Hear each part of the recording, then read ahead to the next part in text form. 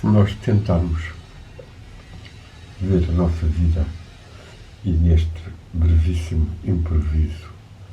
tentarmos compreender melhor o nosso Dharma, sem o fazer por escrito, nem por uma reflexão autorada, mas por uma congregação de ideias que captarei nos planos sutis da minha alma, creio que deva apontar para uma aspiração ao conhecimento como o maior de tudo o que se passou na minha vida, que se foi concretizando em conversas, em estudos, em diálogos, em meditações. Simultaneamente, a necessidade ou a vontade de partilhar tal conhecimento foi surgindo também de onde ter exercido a arte da escrita, a arte do ensino do yoga, conferências, publicação de livros e partilhas nas redes sociais e, sobretudo, no blog de artigos. Se os livros publicados deixam uma marca bastante maior em termos históricos, concretos, os artigos no blog estão abertos e disponíveis a toda a gente, a todo momento. E assim, neste momento, tenho cerca de 2.500 a 3.000 pessoas que consultam os 1.820 e tal artigos já publicados. Contudo, o mais importante é esse conhecimento, esse autoconhecimento, essa compreensão dos mistérios do Espírito de Deus, da vida depois da morte, do funcionamento da alma. Como poderemos nós aprofundar isto? Ao longo dos anos, fui levado para o Oriente, para a Índia, onde fui iniciado por 2 ou 3 mestres, praticando com mais ou menos regularidade as suas técnicas, contudo ficando essas influências batidas numa generalidade de contributos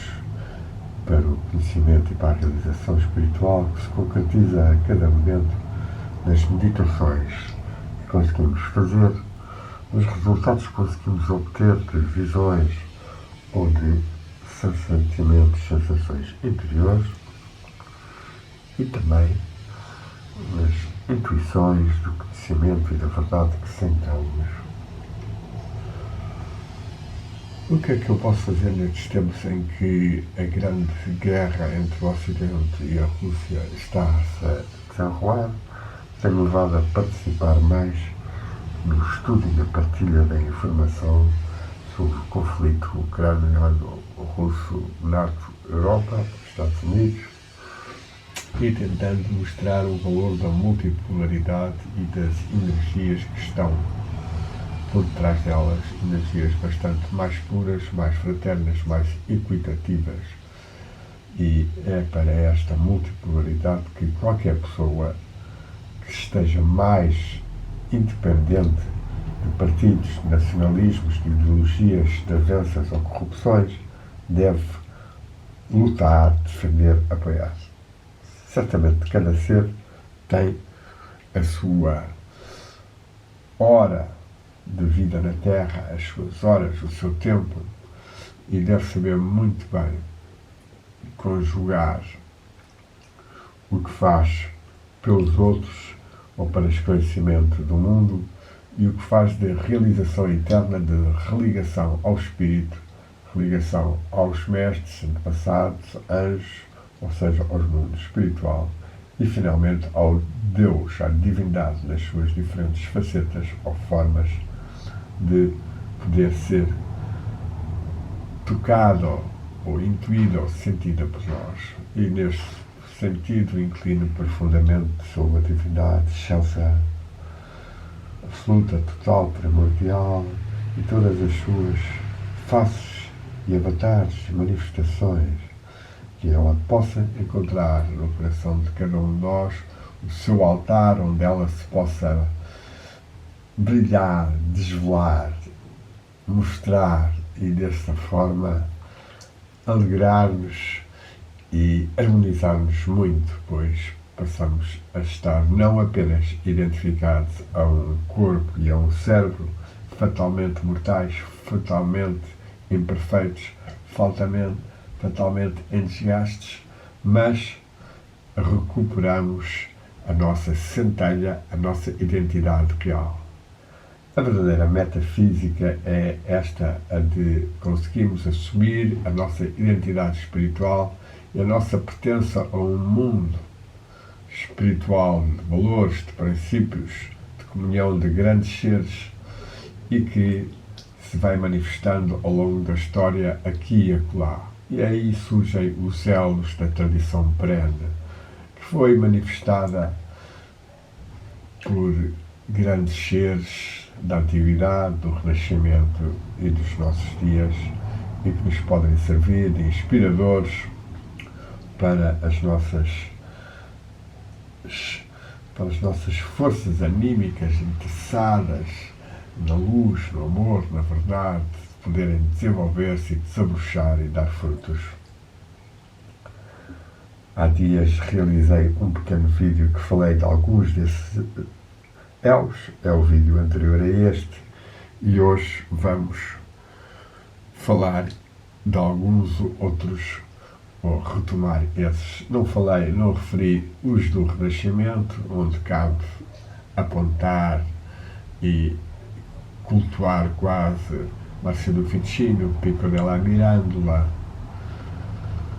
Erasmo de Roterdão, Reuchlin, Giordano Bruno, Eugubino Stoico, Miguel Serveto, entre outros. E depois, já nos nossos dias, tendo referido vários dos nomes da tradição russa, não referi expressamente Nicholas Rerich e a sua mulher Helena Rerich e os seus filhos Yuri, ou George, e Svetoslav, que no século XX, e Yuri entrando no século XXI, tal como Svetoslav, atingindo uma qualidade também bastante grande, visível em parte em alguns dos seus discípulos, que mantêm uma atividade, já no caso de mortes, indireta, nas redes sociais, em especial o VQ, com uma grande fonte para informação sobre estes mestres. É o caso dos discípulos de Boris Abramov, ou de Spiriza, e outros que acrescentamos, portanto, aos nomeados Alexander Dugin, Bulgakov, Florensky,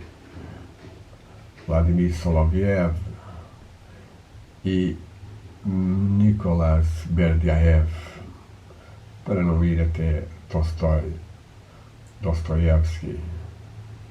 e outros, Pushkin mesmo. Estes nomes russos são importantes porque nos planos invisíveis a demonização e o corte de comunhão com a sabedoria e com os grandes seres e com a alma russa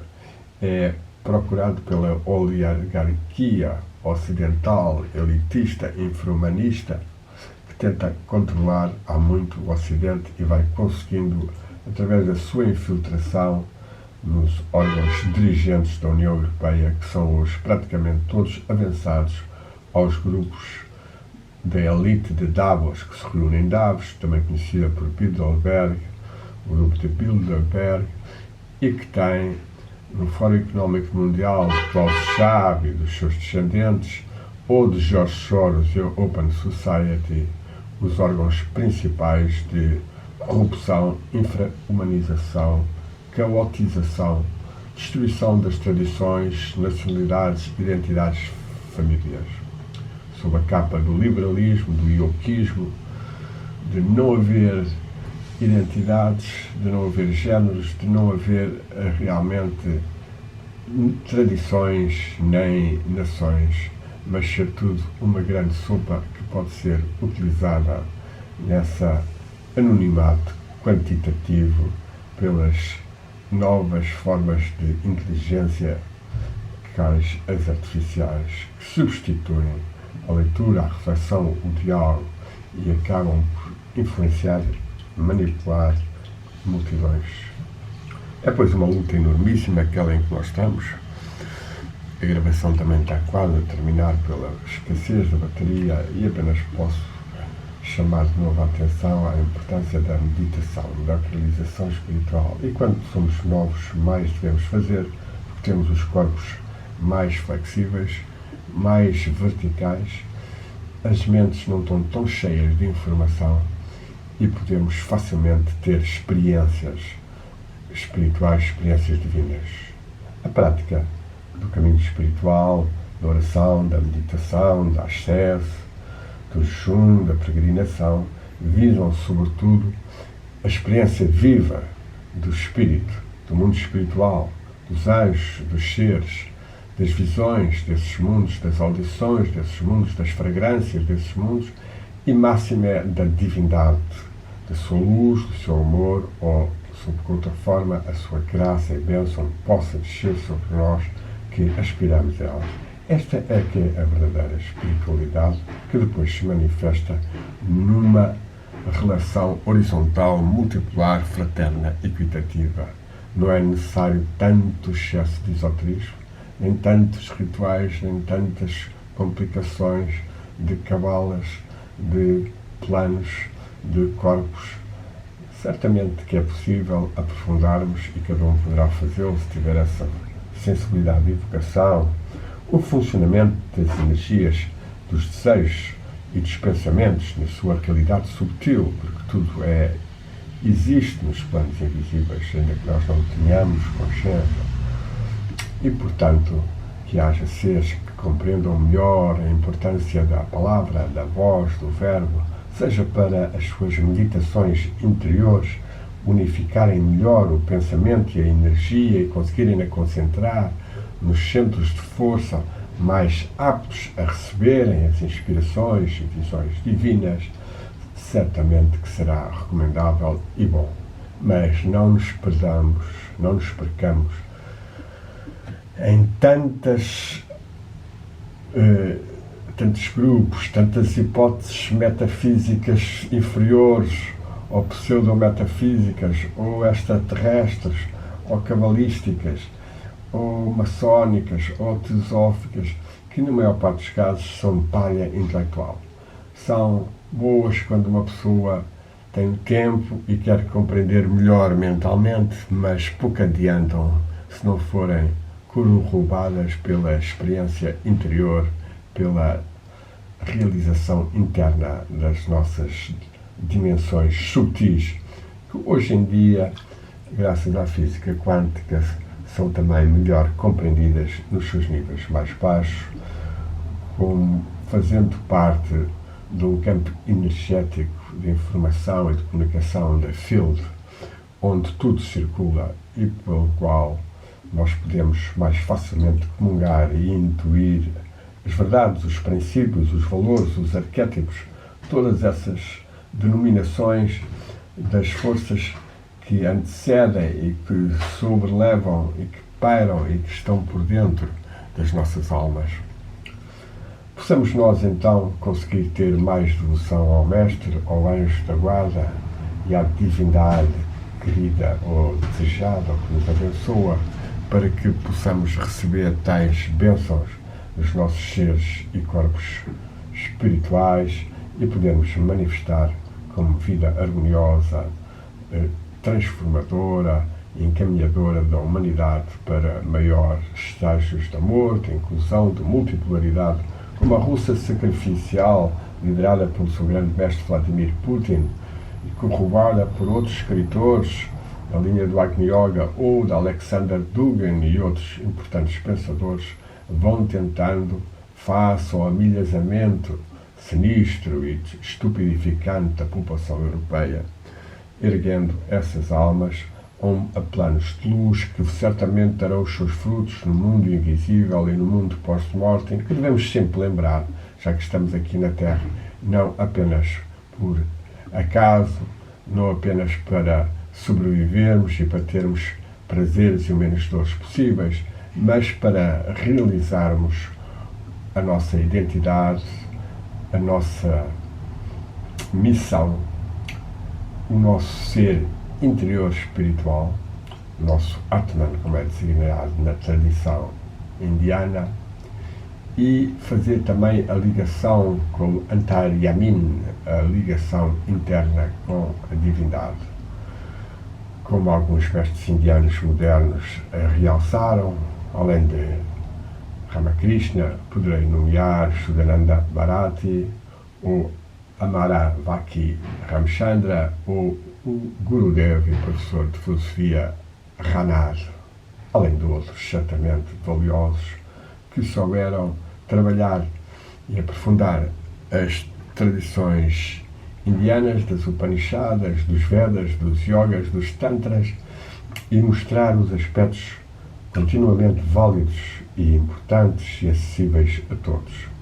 Possa então a nossa oração e meditação saber usar o verbo, a palavra, que também a respiração, que também alguns monges e padres ocidentais, nomeadamente os staretes russos, como São Serafim Sarov, que eu tenho trabalhado, e os exicastas, conseguiram também vivenciar e conhecer e partilhar até aos nossos dias.